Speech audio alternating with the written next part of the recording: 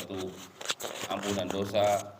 Lantas bagaimana kalau kita memberi makan manusia, makhluk hidup yang bernama manusia? Dan lebih khusus lagi, yang kita berikan bukan semua manusia, tapi manusia yang beriman dan bertakwa kepada Allah dari orang saleh yang kita kasih makan dan minum, maka harapannya adalah pahalanya tentu sangatlah lebih besar lagi. Karena itu adalah seorang jangan meremehkan hal ini, yaitu memberikan makan atau minum kepada manusia, terkhusus orang-orang yang baik, orang-orang yang saleh. Walaupun hukum asalnya kita boleh memberikan makan dan minum kepada siapapun.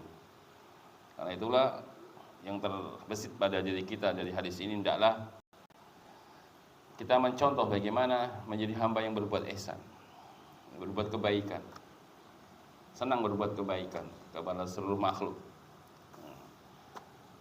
bahkan kepada tumbuh-tumbuhan saja yang tidak bisa bergerak, mungkin ya tidak bisa sebagaimana makhluk hidup itu kan yang bernyawa, tapi tumbuhan yang kita kenal dan kita ketahui, kalau kita berbuat baik kepadanya pun kita dapat pahala yang besar. Bahkan kita dilarang ya, menebas pohon yang sedang berbuah ya. Ketika berbuah kita tebas, hal yang ada larangannya. Dan kalau kita memeliharanya, maka semua hasil dari tanaman yang kita pelihara akan memberikan pahala bagi yang menanamnya atau yang memeliharanya. Ya, Rasulullah bersabda dalam hadis yang diriwayatkan oleh Imam Muslim dari sahabat Abu Hurairah radhiyallahu anhu, Rasulullah bersabda, ma min muslimin yagrisu gharsan wa yazra'u zar'an fayakulu minhu tayrun aw insanun aw bahimatun illa kana lahu bi sadaqah. Tidaklah seorang muslim yang dia menanam suatu tanaman, ia memelihara suatu tanaman, kemudian yang dimakan oleh burung, makan oleh manusia, bahkan hewan-hewan ternak atau hewan-hewan serangga, kecuali itu menjadi sedekah bagi yang menanamnya. Ini suatu kabar gembira yang sangat luar biasa. Orang menganggap hal itu biasa ya, tapi ternyata pahalanya jariah. Dalam riwayat yang lain Rasulullah mengatakan sabatun yujrillahu alal abad ajruhunna fil qabr ba'da mautihi. Ada 7 amalan yang Allah akan mengalirkan pahala di kubur hamba sepeninggal hamba. Salah satu di antaranya adalah man gharasya nahlan, siapa yang menanam nahlan, korma. Ya bisa amal jariah. Ini orang itu meninggal, syukurnya korma masih berbuah, masih hidup, maka buah-buah dimakan oleh anaknya, oleh cucunya, oleh istrinya, dicuri oleh manusia, dimakan oleh hewan-hewan atau burung, dan semua yang kita tanam, daun-daun dimakan oleh ulat-ulat, semua menjadi sedekah bagi yang menanamnya. Nah, ini adalah suatu rahmat Allah Subhanahu wa taala yang Allah sangat luas rahmatnya Allah berikan kepada orang-orang yang berbuat ihsan. Karena tadi kita adalah berupaya menjadi hamba yang berbuat kebaikan. Karena orang berbuat kebaikan balasannya hanyalah kebaikan. Hal jazaul ihsani ilal ihsan. Tidak ada balasan kebaikan kecuali kebaikan juga. Nah, dan Allah Subhanahu wa taala mencintai orang-orang yang berbuat ihsan, dan rahmat Allah dekat teruntuk orang-orang yang berbuat ihsan. Inna rahmatallahi qaribun minal muhsinin. Sesungguhnya rahmat Allah itu dekat teruntuk orang-orang yang berbuat ihsan. Bahkan termasuk juga orang yang berbuat ihsan menjadi ciri-ciri ahlul jannah, calon-calon penghuni surga yang Allah sebutkan dalam surah Dariyat, innal muttaqina fi jannatin wa uyun akhidina ma atahum rabbuhum innahum kanu qabla dzalika muhsinin. Allah katakan sesungguhnya orang-orang yang bertakwa akan mendapatkan surga yang penuh dengan mata air. Mereka mendapatkan kenikmatan yang langsung Allah berikan kepada mereka karena mereka dulunya ketika di dunia minal muhsinin, termasuk orang-orang yang berbuat ihsan. Ya, karena itu marilah kita tanamkan pada diri kita sebagai seorang muslim dan muslimah berbuat ihsan, berbuat kebaikan. Ihsan dalam makna yang kedua adalah ihsan secara penjelasan dari Nabi adalah anta'budallah ka'annaka tarah fa illam takun tarah fa innahu yaraka. Yaitu kau beribadah kepada Allah seolah-olah kau melihatnya. Apabila kau tidak bisa menghadirkan hal itu, maka ingat Allah melihat kamu.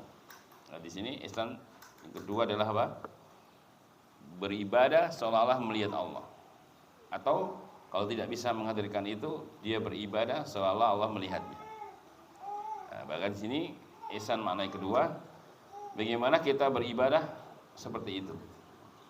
Mendatangkan rukunnya itu. Rukun pertama adalah beribadah seolah-olah melihat Allah. Itu rukun pertama, rukun ihsan pertama. Rukun yang kedua, kalau nggak bisa ini, maka tatkala kita beribadah merasa dilihat oleh Allah. Itu dua rukun ihsan. Atau bisa diterjemahkan makna ihsan adalah berbuat baik dalam berbuat baik.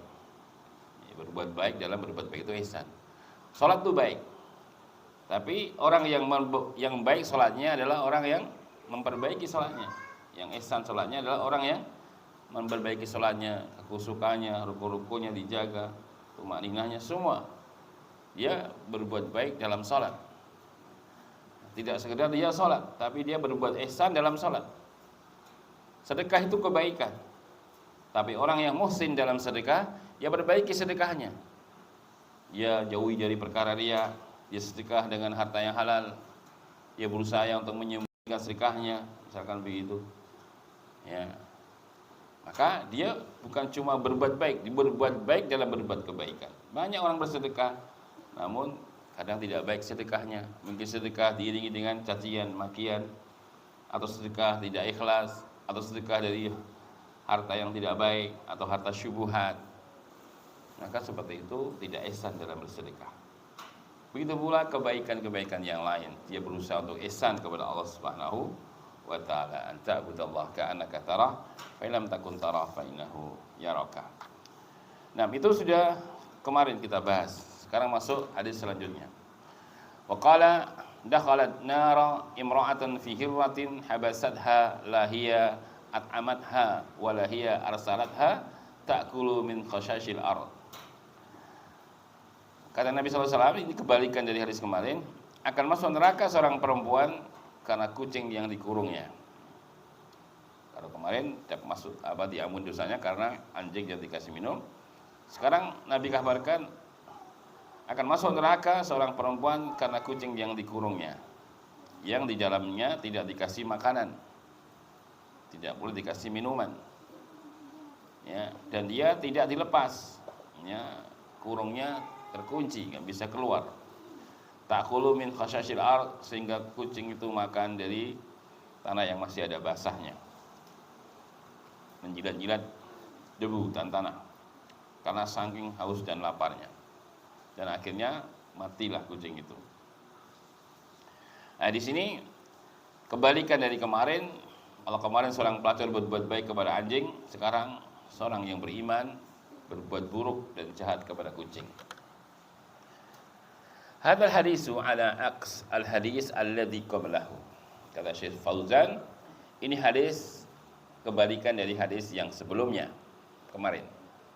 Fa hauna imra'atun asa'at ila hayawan, di mana di hadis ini ada seorang perempuan yang berbuat buruk jahat kepada hewan.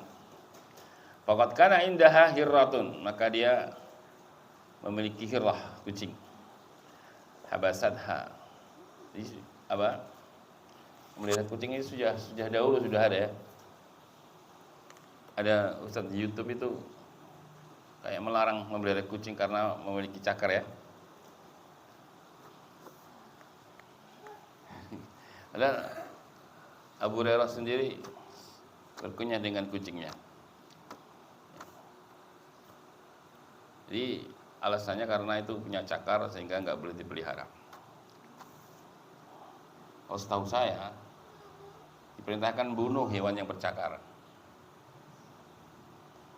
Boleh nggak bunuh kucing? Nggak boleh.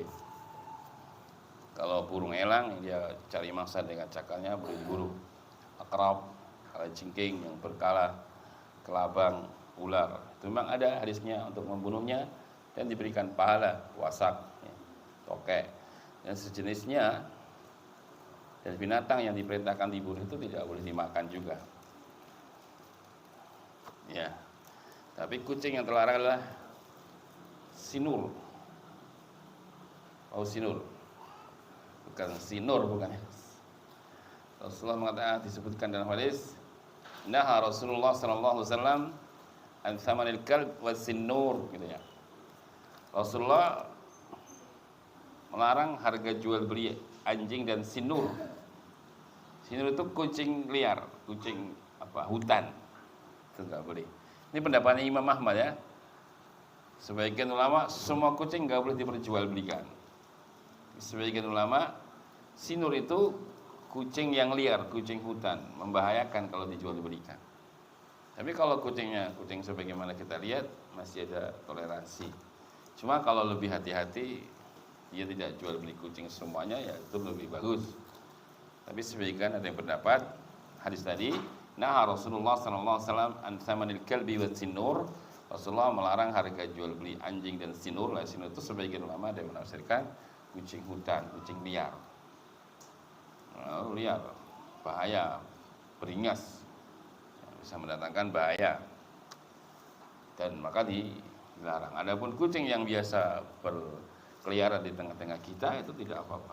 Tapi tadi ya, ini kalau lebih hati-hati, tidak jual beli kucing secara umum, kucing apapun ya itu lebih afdal tentu ya, lebih hati-hati.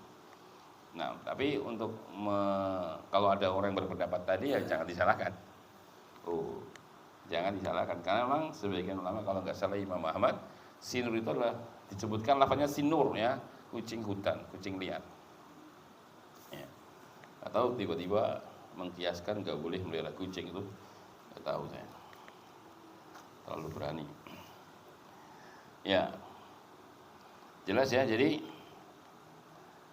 sebutkan oleh beliau ini kewalikan daripada tadi makan. Maka kata Syekh, faqad kana inda hairah, dia memiliki kucing yang habasadah, ditahan, dikurung, anil khuruj, untuk keluar li talabir rizq, mencari rezeki. Kalau dia dibiarkan nggak apa-apa, dibuka kurungnya nggak. Kalaupun nggak dikasih makan, tapi dibuka kurungnya nggak apa-apa. Ini masalahnya dikurung, nggak dikasih makan, nggak bisa keluar, nggak bisa cari makan sendiri. Walam tu'ammin laha ma yubqa ala hayatihi hatta halakat hadhihi rah. Dan dia nggak merasa aman di situ, makanan nggak ada, minuman nggak ada, dan dia tinggal di situ bertahan hidup sampai akhirnya halakat, mati kucing itu.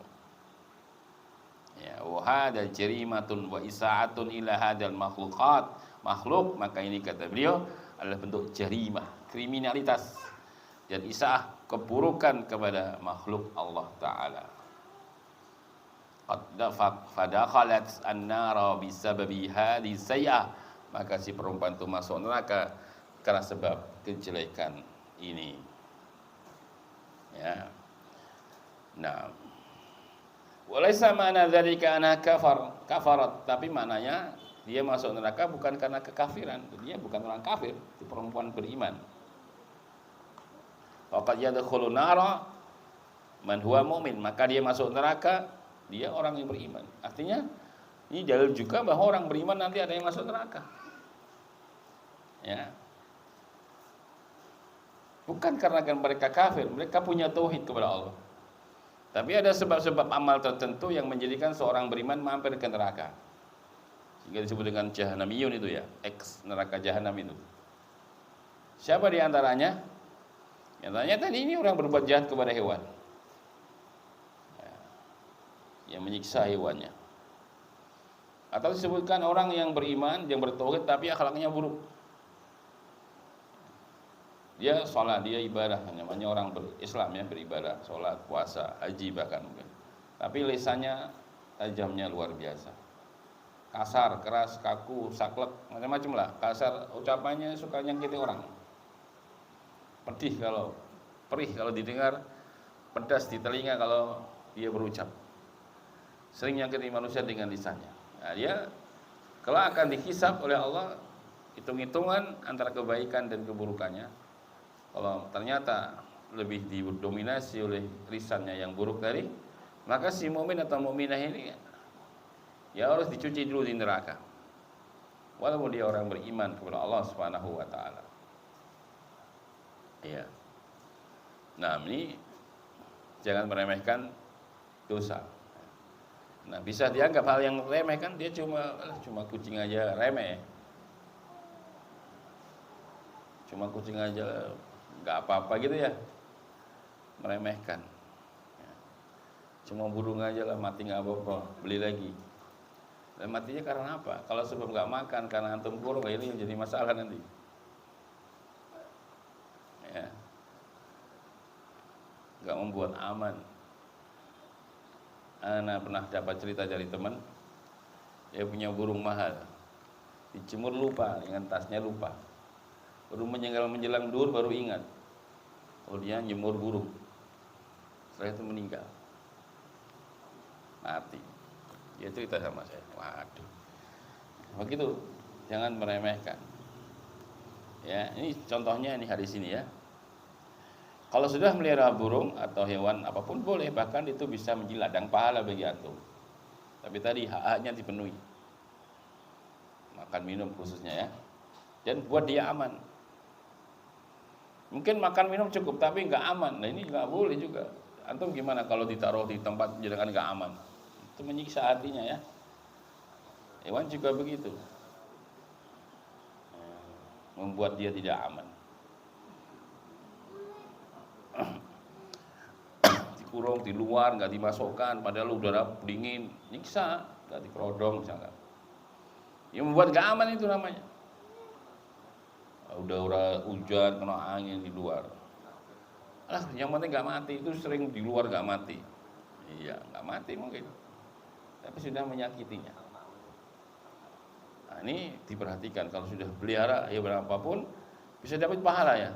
Pahala karena antum kasih makan, kasih minum itu dapat pahala. Sebagaimana hadis kemarin ya.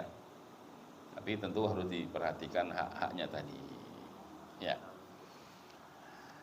Nah. Kemudian kata beliau, "Walaysa mana," aku sudah tadi saya baca, "faqad yadkhulun nar wa mu'min." Maka dia masuk neraka dan dia orang beriman. Idza kana indahu dzunub, tatkala dia itu orang beriman punya dosa. Artinya dosa itu enggak bisa dibawa ke surga. Walaupun sangat kecil juga enggak boleh. Yang namanya dosa itu tidak boleh dibawa ke surga walaupun kecil sekali. Segede darah saja enggak boleh. La yadkhulul jannah man kana fi qalbihi misqala min kibir ya. Tidak akan masuk surga seseorang yang di hatinya masih ada kesombongan walaupun segede darah. Sesuatu yang sangat kecil. Ini artinya apa teman-teman? Artinya surga itu benar-benar higienis, steril. Tidak ada satupun kekotoran baik dalam hati atau kekotoran badan itu yang masuk ke surga enggak boleh. Harus betul-betul steril lahir dan batin. Baik lahir batinnya baru boleh nginjak surga. Nah, siapa yang tidak berdosa? Coba bayangkan. Makanya kata beliau lihat. Maka dia akan masuk neraka idza kana indahu dzunub, ketika dia memiliki dosa. Tidak boleh. Lihat para malaikat-malaikat di surah Az-Zumar yang ditugaskan oleh Allah untuk menyambut para calon-calon penghuni surga. Apa ucapan mereka untuk menyambut calon-calonnya? Salamun alaikum tibtum fadkhuluha khalidin.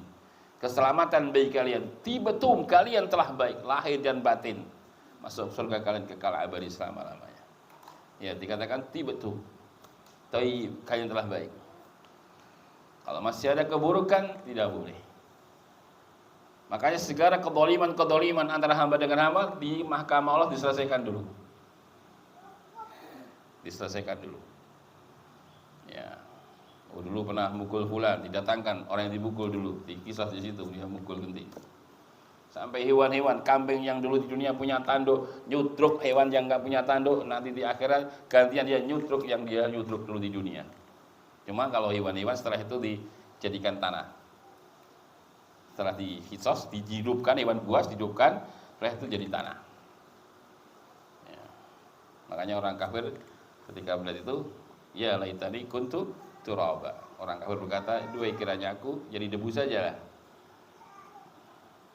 Ketika melihat hewan-hewan setelah Allah adili dikisas jadi debu, maka orang kafir melihat, mereka berkata, ya laitani kuntu turaba. Duhai kiranya aku jadi debu saja. Ya. Nah, maka betul-betul harus bersih dari dosa. Karena itulah teman-teman yang saya muliakan, karena rahmat Allah Subhanahu wa taala itulah Allah memberikan pintu-pintu yang sangat banyak, dosa-dosa hamba itu bisa terhapus. Ya, ada 5 ya yang sering saya sampaikan. Ada 5 pencuci dosa di dunia ini. Ya. Satu adalah istighfar, sudah jelas ya. Beristighfar, mohon ampun kepada Allah. Ya ibadi, innakum tukhti'una bil-laili wa nahar wa ana aghfiru dzunuba jami'a fastaghfiruni aghfir lakum. Baik hamba-hambaku, kalian telah dosa siang dan malam. Allah Subhanahu wa taala zat yang mengampuni dosa semuanya. Istighfarlah kepadaku, aghfir lakum, aku akan ampuni dosa kalian. Istighfar, ya. Kutustaghfiru rabbakum innahu kana ghaffara. Maka istighfarlah kalian kepada Allah, sungguh Dia sangat Maha Pengampun. Wa ma kana Allah yu'adzibahum wa anta fihim wa ma kana Allah mu'adzibahum wa hum yastaghfirun. Wahai Nabi Muhammad, Allah tidak akan menyiksa mereka selagi engkau ada di tengah-tengah mereka, dan Allah enggak akan menyiksa mereka selagi mereka beristighfar. Maka istighfar adalah menggugurkan dosa, yang kecil maupun yang besar. Yang kedua adalah taubat, sudah jelas. Ya ayyuhalladzina amanu tubu ilallah taubatan nasuha asa rabbukum ayyukaffira ankum sayyi'atikum wa yudkhilakum jannatin tajri min tahtiha al-anhar. Wahai hamba-hambaku yang beriman ya, bisa tubu ilallah, taubatlah kalian kepada Allah, taubatan nasuha, dengan taubat yang sungguh-sungguh. Allah pasti akan ampuni dosa-dosa kalian. Ila man taba wa amana wa amila amalan salihah fa ulaika yubadilullahu sayyi'atihim hasanat. Kecuali bagi hamba-hambaku yang bertobat kemudian dia beriman dan beramal yang soleh, maka mereka adalah orang-orang yang kami akan ganti kejelekan mereka dengan kebaikan. Ya, Allah juga berfirman, "Qul ya ibadiyalladzina asrafu ala anfusihim la taqnatu min rahmatillah innallaha yaghfiru dzunuba jami'a." Katakanlah Muhammad kepada hamba-hambaku yang telah berbuat dosa dan melampaui batas atas diri mereka sendiri, janganlah kalian putus asa dari rahmat Allah, sungguh Allah ampuni dosa semuanya. Yang ketiga adalah amal soleh. Amal soleh ini adalah penggugur dosa. Allah berfirman, "Innal hasanat yudhibnas sayyi'at." Sesungguhnya kebaikan-kebaikan itu akan menghilangkan dosa. Nabi juga bersabda, "Wa atbi sayyata hasanata tamhuha." Adalah kau iringi kejelekanmu dengan kebaikan, niscaya kebaikan itu akan menghapuskan dosa. As-salatul khams wal jumat ila jumat, ramadan ila ramadan, mukaffiratun lima bainahuna idza jadribatil kaba'ir. Salat 5 waktu, Jumat satu, Jumat berikutnya, Ramadan ini, Ramadan berikutnya, semuanya menjadi kafarat penghapus dosa dan kesalahan selagi kalian meninggalkan dosa-dosa besar. Ya, wudu menghapuskan dosa. Langkah kaki kita menuju salat jamaah menghapuskan dosa. Ya, ala ubirukum, maukah aku kabarkan kepada kalian suatu amalan yang mayahullahu bil khataya wa yarfa'u bihi darajat, yang amal itu akan menjadikan Allah mengampuni dosa-dosa kalian dan meninggikan derajat kalian? Bala ya Rasulullah, tentu ya Rasulullah. Apa itu amalan? Nabi katakan, pertama isbaghul wudu ala makarih, sempurnakan wudu di saat kau sedang enggak suka air. Wudu menggugurkan dosa. Yang kedua, kasratul khata' ilal masajid, perbanyak langkah menuju masjid. Yang ketiga, intidarus salah ba'da salah, mendukung setelah salat. Itu semua amal-amal yang apabila kita lakukan menggugurkan dosa. Iya. Yang keempat, penghapus dosa yang keempat adalah sabar ketika dapat ujian, yang kecil ataupun yang besar atau yang sedang. Kadarnya sesuai dengan ujian. Semakin besar ujiannya, semakin besar dosa yang digugurkan, semakin besar pahalanya.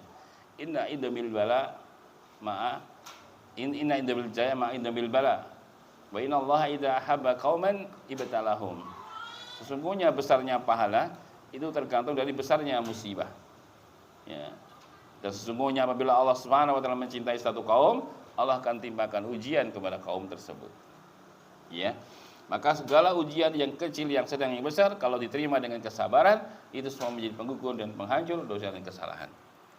Rasulullah sebutkan dalam hadis beliau, "Ma yusibul muslima min nasabin wala wasabin wala adha wala ghammin hatta syaukatu yusakuha illa kafarallahu biha min khataya." Tidaklah menimpa diri seorang beriman dari kecapeannya. Capek itu musibah ya. Capek itu kan enggak enak. Capek dari nafkah ya. Capek itu musibah. Dari kesakitannya, dari gangguannya sampai terkena duri. Ini musibah yang paling ringan ya. Anak kecil saja tidak menangis. Nah, itu semua melainkan menjadi penghancur dan penggugur dosa dan kesalahan.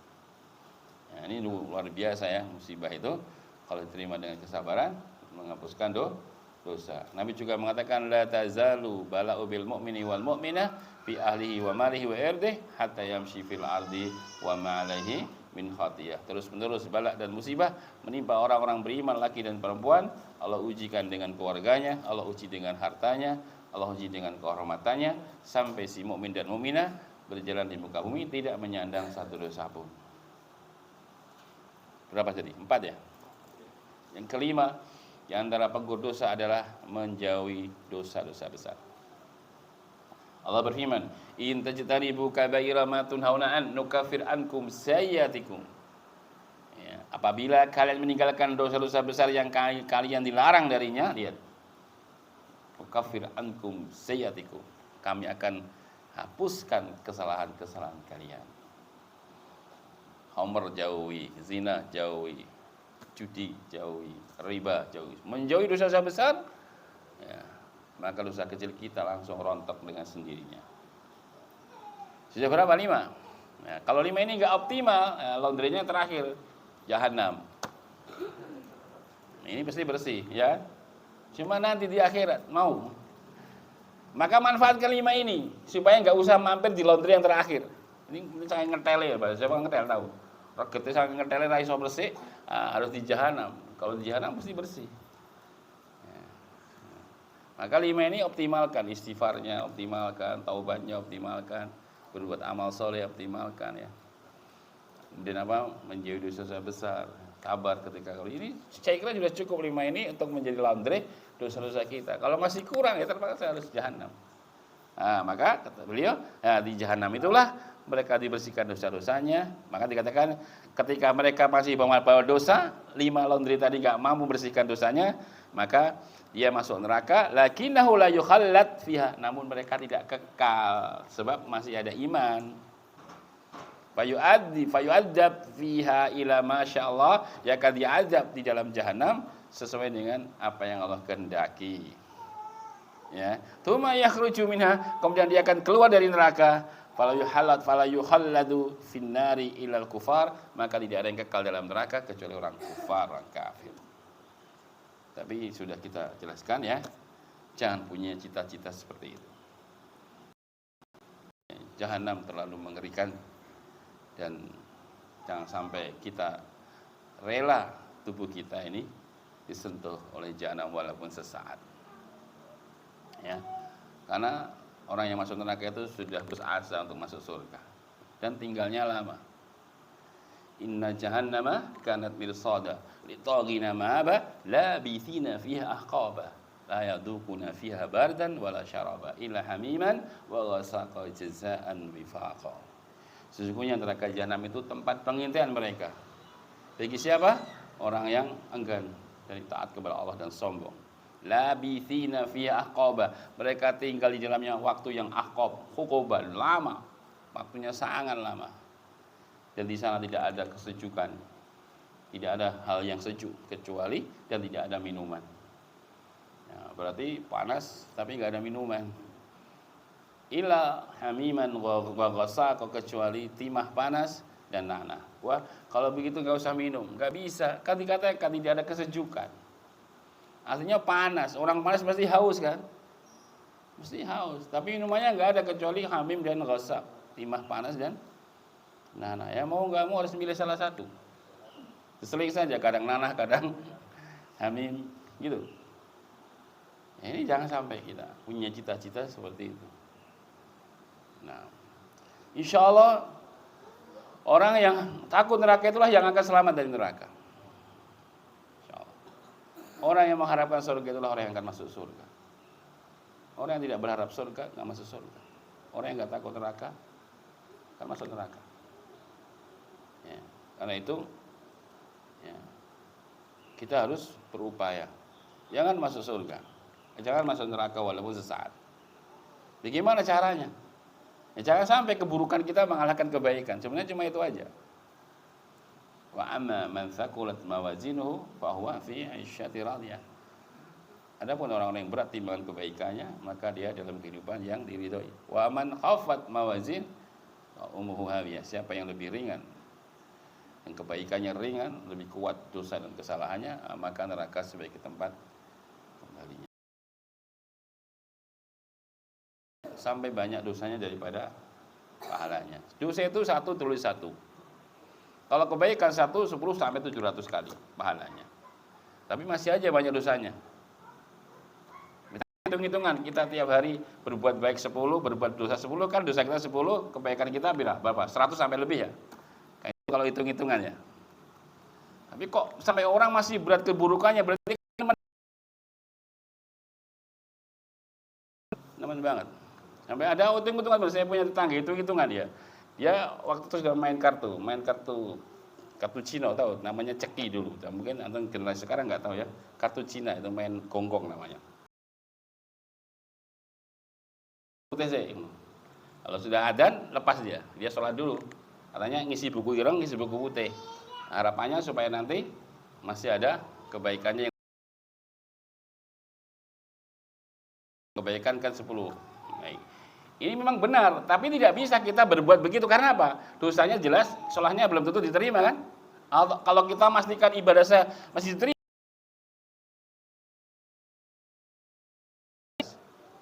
itu ada di masa Abu Hanifah ya. Abu Hanifah ada pemuda nyuri buah. Abu Hanifah lihat dari jauh. Tapi kan dia ulama.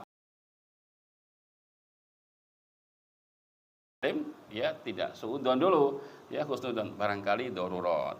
Kalau darurat kan boleh nyolong ya. Kalau nggak nyolong mati dia boleh nyolong.